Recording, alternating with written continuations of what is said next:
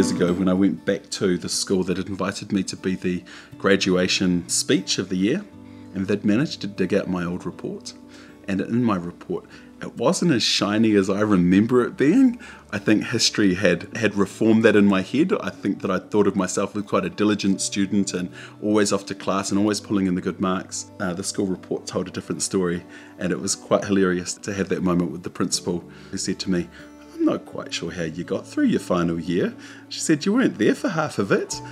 It was home before I knew it was home. Having grown up in Wellington, it was the place that we escaped to, surrounded by cousins and aunties and uncles, and my nan and koro were alive at that time, and it was magical. And the steam coming out of the ground, we never got that in the hut. Hot pools, going down to Waka and sitting in the heated air with all the aunties and uncles, buck naked. I always knew that I was different. I spent my third form year kind of working out that as all of the guys started meeting up with the young girls and the girls started having their hearts fluttered by some of the guys, that wasn't what I was going through. My first ever boyfriend I met while I was at high school, and we both moved up to Auckland together. Back then they had the big parade down Ponsonby Road. I can remember going to that and remember marvelling at just how out and visible everything was, and how this little Māori boy from the depths of the Hutt Valley found himself on Ponsonby Road staring at this just fabulousness, probably what I was looking for, to see that there was something else out there, where there were people like me. I got contacted by somebody who encouraged me to go to a TV audition, and then I got a call a couple of weeks later from Jason Gunn, who called up to say, "Hey, welcome." It was What Now, the kids TV show. I went from doing nothing really to live, nationwide kids TV, but I loved it. I got a phone call from the head of news up at TVNZ. "Would you consider coming to be a weatherman?" So I said, "I know nothing about the weather." And he said, "It's okay, we've got Jim Hickey. He'll teach you. It's a tough job. Breakfast TV is a really, really tough gig." And I would be at work at 4. And then suddenly the camera's on, and suddenly you've got to put the smile on, and it's 6 a.m. and you've got to be the perkiest person there.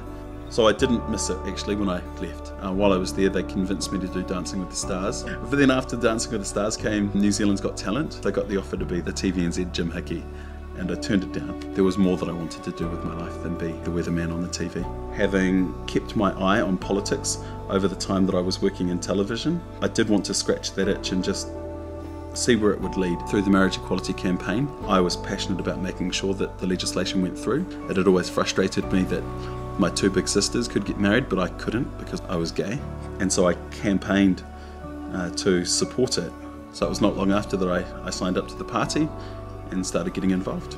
So when I was on What Now, we got our civil unionised.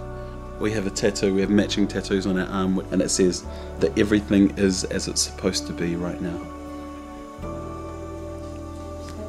In 2014 was election year, obviously, so that was taken up with getting familiar about who was who in the Rotorua Zoo, and I was green as. It was actually off the back of a bit of advice from a backbench MP at the time called Jacinda Ardern, who said to me, "Don't give up," and told me that she stood unsuccessfully twice before she became an MP. I had said to Tim, on our many visits to Rotorua, there wasn't that cool little place to go and have a couple of cocktails, and we opened it up. It enabled us to actually just have something to focus on, which wasn't all politics. So 2017 rolls around, and by then I decided that I wanted to stand. People that I was meeting with, they were telling me that some of them were disillusioned with the direction of the Māori Party, and I sensed a real feeling for change.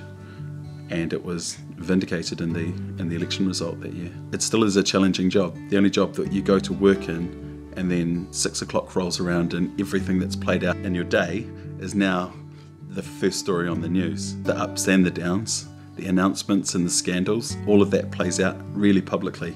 But all my life I knew that I'd have a family.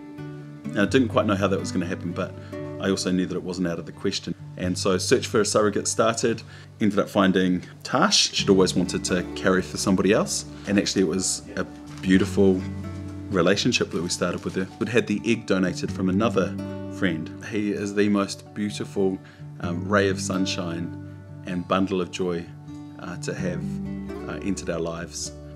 But he's amazing, and he just keeps challenging us and changing us. we made the decision as well to tell Te Tanakai that he's got 2 dads, yes, but he's also got 2 mums as well, and that with 2 instant mums also comes 5 brothers and sisters. Actually, 6 brothers and sisters. And it is beautiful to see him with them.